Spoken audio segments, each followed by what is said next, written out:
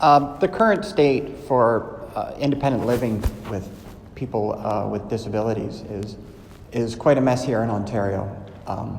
The wait times for a bachelor apartment are 7 years. Wait times for a one-bedroom is 12 years.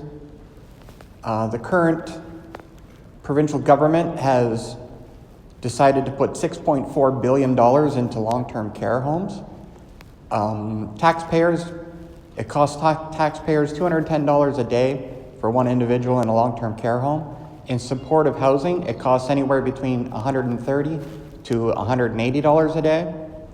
Outreach services cost $90 a day. So the numbers don't add up.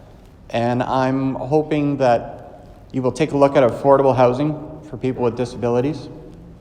You'll take a look at the PSW wage and make it the same across the board. PSWs in independent living get paid at a lower rate than PSWs in the hospital and long-term care home. And it doesn't make sense because the money's coming from the same spot. It also doesn't allow PSWs to come into independent living because they're going to go for more money. And that's common sense.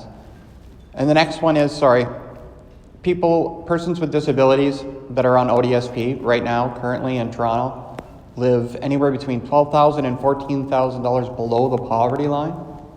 I'm wondering if we can look at the numbers and at least bring them up to the poverty line. Absolutely.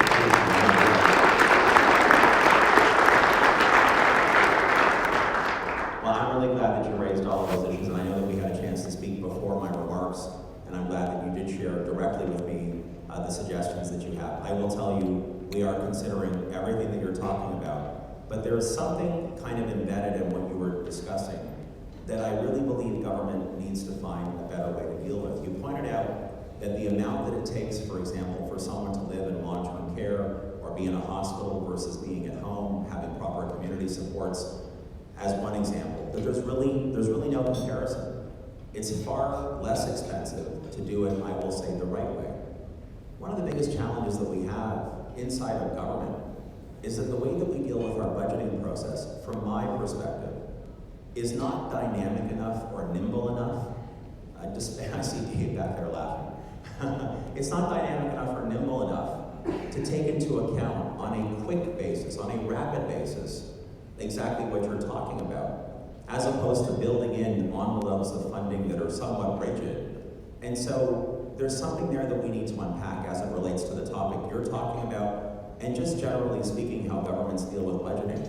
And I have to believe, again, with the creativity and the innovative spirit we have in Ontario, that there is a way to do it so we can truly assess not only better policy that gives individual Ontarians better outcomes, but that we actually deal with our budgeting in a way that's more humane, that is more nimble, and actually gets us to where we need to be. So thank you very much for raising those issues today, and we are looking at all of them. Thank you.